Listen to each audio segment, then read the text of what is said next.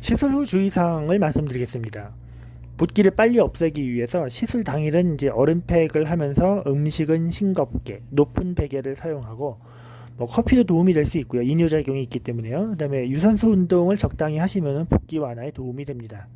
그 다음에 4 내지 5일 후에 만약에 열감이 나거나 눌렀을 때 통증이 심해진다. 뭔가 고름이 잡히는 느낌 있잖아요. 우리가 어디 골맞을 때 그런 느낌이 나면은 꼭 병원에 내원해 주시고요.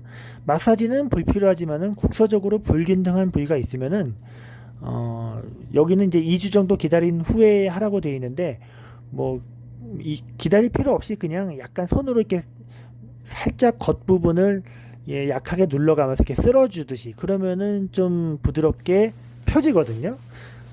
보통은 이런 작업이 필요가 없습니다. 또 이런 작업을 시술 후에 의사가 직접 하지만은 그럼에도 불구하고 약간의 불균등이 만약에 보인다. 그럴 경우에는 이렇게 손바닥으로 표면을 쓸어주듯이 이렇게 해주면 좋고요. 가볍게 동그랗게 이렇게 흔들어 주듯이 마사지 해주는 것도 괜찮습니다. 하지만은 손가락으로 쿡쿡 누른다거나 이런 거는 좋지 않습니다. 그거는 모양의 변형을 가져올 수 있습니다. 그 다음에 음주, 흡연, 사우나는 일주일 후부터 가능하고요. 흡연자는 림프 부종이 심해서 붓기가 더 늦게 빠지는 경향이 있습니다. 가급적이면은 이런 시술을 한 것을 계기로 흡연을 중지하시는 것이 좋습니다. 금연을 하실 수 있다면 금연을 하시는 것이 좋겠죠. 그 다음에 이제 세안, 화장, 샤워, 수영, 땀나는 운동은 당일부터 가능하지만 가볍게 하시는 것이 좋고요. 저희가 캐뉼라가 주입부에는 테이프를 붙여드립니다. 그래서 그 위로 화장이 가능은 하지만은 만약에 테이프를 붙인 부위가 많다. 그렇다면은 굳이 그 위에다가 막 파운데이션 바르고 이러면은 아무리 방수 테이프라 하더라도 미세하게 파우더가 들어가거나 그러면 그 부위 위에 뾰루지가 생길 수가 있겠죠. 그 다음에 수영을 또 일부러 그 당일날 하는 것보다는 2, 3일 지나서 하는 것이 좋고요. 왜냐면은 수영을 하다가 아무래도 우리가 얼굴에 물에 닿고 이러면은 손으로 얼굴을 무의식 중에 쓸어내리다 보면 테이프가 벗겨지거든요.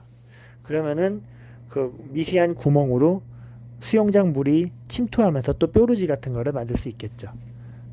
당일부터 가능은 하지만 가볍게 하시는 것이 좋습니다.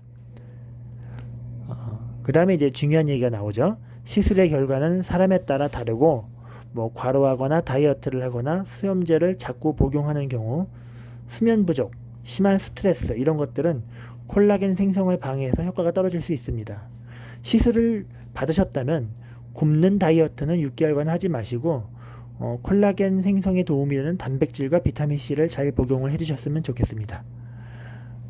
시술 용량이 권장량보다 부족한 경우에는 효과가 당연히 떨어질 수 있고요.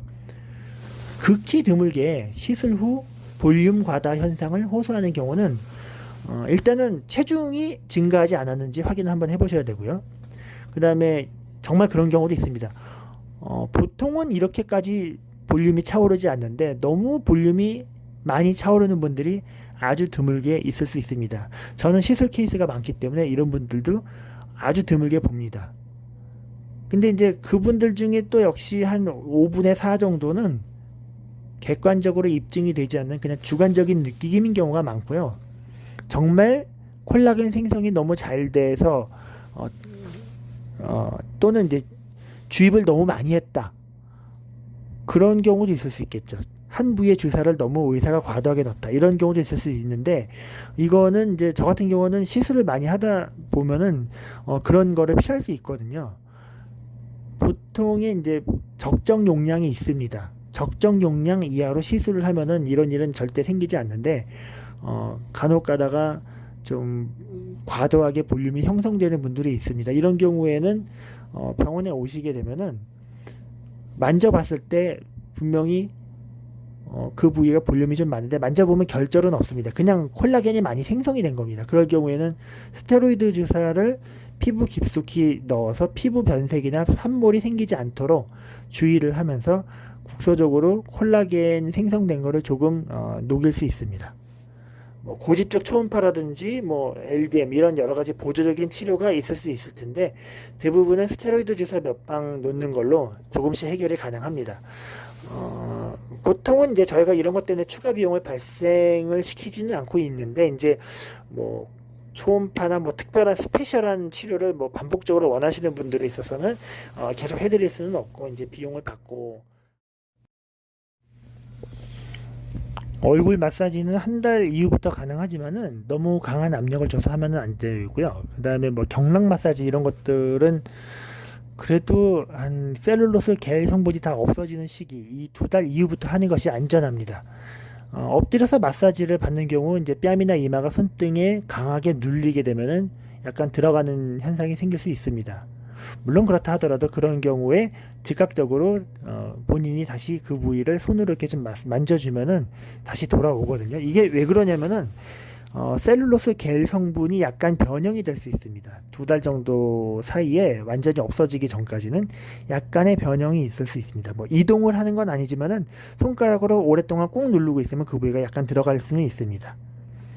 그 다음에 이제 엘란셀을 코에 맞으신 경우 캐뉼라 주입부가 완전히 아물기 전에 재채기나 코를 해서 세게 풀 경우 필러가 일부 새어 나올 수 있습니다. 엘란세가 새어 나오는 경우는 가만히 있을 때도 새어 나오는 경우는 코 안에 압력이 높아져서 그 압력의 평형을 이루기 위해서 자연스럽게 나오는 거기 때문에 그거는 그냥 놔두시는 것이 좋고요.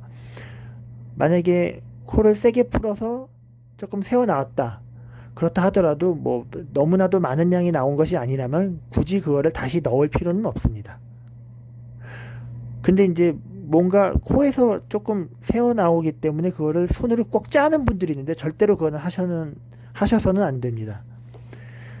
캐뉼라 주입부가 완전히 아물기 전이라고 제가 써놨는데요. 보통은 한 이틀 정도면 다 막히거든요. 근데 경우에 따라서는 한 3, 4일까지 가는 경우도 있습니다. 붙여드린 테이프는 다음날 제거 가능하지만은 코의 경우에는 좀 2, 3일 정도 매일 교체하면서 테이프를 조금 더 오래 사용해 주시는 것이 좋은데, 테이프 교체 시에는 손을 깨끗하게 씻는 것이 좋습니다.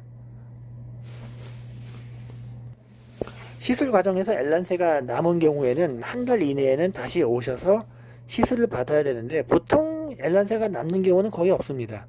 하지만은 좀 특별하게 남겨놨다 그럴 경우에는 한 달 이내에 오셔서 시술 부위에 좀 보완적으로 리터치를 한다거나, 아니면은 뭐 시술 안 했던 부위에다 놓는다거나 뭐 이런 식으로 시술을 할 수 있겠죠. 아까 맨 처음에 엘란셀을 추가 주입하는 거는 3개월 이후에 하는 것이 가장 좋다고는 했지만, 이렇게 엘란셀가 일부 남은 경우에는 부분적으로 저희가 상황을 봐서 조심스럽게 주입을 할 수는 있습니다. 대개 엘란셀가 남는 경우는 뭐 0.5cc 이내거든요. 그 다음에 이제 한 달이 지나도 이게 한 달이라는 것이 뭐 반드시 딱 29일 지나서 30일 됐으니까 무조건 버려야 된다 이런 건 아니지만은 어떤 기준을 정해야 되기 때문에 저희가 한 달이라고 정한 거고요. 어느 기준 이상 지난 것들은 폐기할 수밖에 없습니다. 시술 후 부작용에 대한 처치에 대한 규정. 엘란세는 약물의 특성상 병원 측 과실이나 시술상의 오류가 없어도 예측하지 못하게 아주 적은 확률로 결절이나 염증 반응 등이 발생할 수도 있습니다. 뭐 이거는 모든 의료 시술은 다 이런 거를 동반할 수 있겠죠. 저희는 최대한 발생되는 문제를 해결하기 위해서 필요한 조처를 해드리고 있습니다. 하지만 이런 경우 치료진에 대해서 적개심을 가지시기보다는 최대한 협조하는 자세를 부탁드립니다. 결절이나 염증 치료는 원장의 판단하에 치료 기한이나 범위를 정해서 해드리는 거고, 부작용이 뭐 100% 없어질 때까지 아니면은 뭔가 본인이 만족할 때까지 100% 무기한 이렇게 해드릴 수는 없습니다. 시술 후 부작용이나 결과에 대한 상담을 간혹 엘란스의 경험이 적은 다른 병원에서 받으시는 경우 잘못된 정보나 오해가 생길 수 있습니다.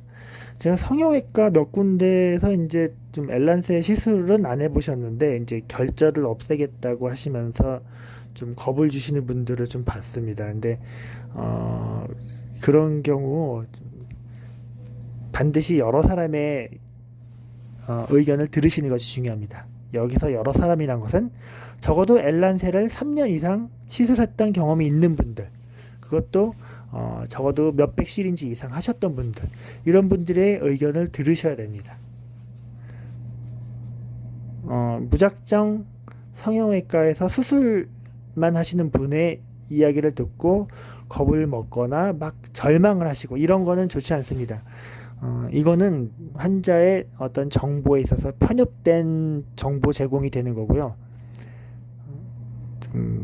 불행한 경우를 가져올 수 있죠. 왜 그러냐면은 수술이 필요 없는데 수술을 하고 2차적으로 얼굴이 더 망가지고 막 이런 가장 안 좋은 시나리오로 갈 수 있는 거거든요.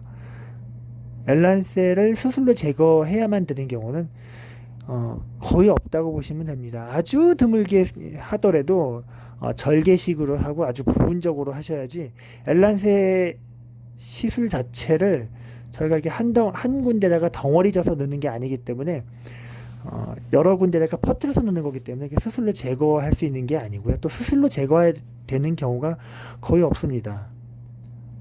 어쨌든 이 엘란세는 공교롭게도 어떻게 국내에 들어왔을 때 몇 군데 병원에 많이 몰리게 됐고, 그러다 보니까는 유명한 성형외과 피부과보다는 특정 병원에 이 환자들이 몰렸고 특정 의사들에게 이 시술 경험이 쏠리게 됐습니다. 그렇기 때문에 아무래도 자신이 안 하는 시술에 대해서는 조금 좀 안 좋게 얘기하는 경향이 있거든요. 그런 바이어스가 생길 수 있다는 것을 잘 판단을 하시고 그런 것들을 가려서 들으시는 것이 좋고, 인터넷에서 나오는 최악의 이야기, 안 좋은 이야기, 이런 것들을 모두 내 얘기라고 생각을 하시고 읽지 마시기 바랍니다. 또 시술상 오류가 발견되지 않고 어떤 전후 사진상으로도 뭔가 잘못된 것이 입증이 되지 않았음에도 불구하고 본인이 이제 난 주관적으로 뭔가 어색하다, 이상하다, 뭐 애매한 불평, 이런 것들이 생길 수 있는데, 이제 이런 것들을 저희가 다 일일이 다 거기에 대응해서 주관적으로 만족시켜 드리기 위해서 해드릴 수는 없습니다. 저희가 봤을 때 잘못된 것이 없다 그러면은 그렇다고 얘기를 할 수밖에 없습니다. 근데 이제 뭐 그런 경우에는 의료 분쟁으로 갈 수밖에 없고요. 제가 의료 분쟁이라는 이야기는 제가 함부로 얘기할 수 있는 이야기는 아니지만은 그런 경우가 아주 드물게 있습니다. 정말 의료진이 봤을 때 억울한 경우, 잘못된 것이 아님에도 불구하고 클레임을 거는 경우가 있습니다. 그럴 경우에는 저희가 뭐 만족시켜드리기 위해서 잘못되지도 않은 걸 잘못됐다고 하고서 뭘 할 수가 없습니다. 그런 경우에는 의료 분쟁으로 갈 수밖에 없고, 또 시술이 시작되기 전부터 과도한 의심, 예민함, 이런 분들은 시술이 불가능합니다. 이런 분들은 나중에도 분명히 100% 문제를 일으킵니다. 저희가 그래서 모든 시술 동의서에는 이 말을 꼭 씁니다. 시술은 완벽한 결과를 보증할 수 없고 예약된 치료 과정 동안에 원하는 결과에 도달하지 못한 경우도 있습니다. 저희는 절대로 과장 광고를 하지 않습니다. 치료는 충분한 횟수와 간격이 필요하고요. 잘 생각을 해보시고 결정을 하시라고 말씀드립니다. 이미 시술받은 부분은 환불을 해드릴 수가 없고, 시술을 하지 않은 부분에 있어서는 본인이 원할 경우 10%의 위약금을 공제 후 환불이 가능합니다. 만약에 병원 측에서 판단하기에 이분은 시술이 불가능하다, 시술을 하면 안 된다, 이럴 경우에는 위약금 없이 환불이 가능합니다. 이상입니다.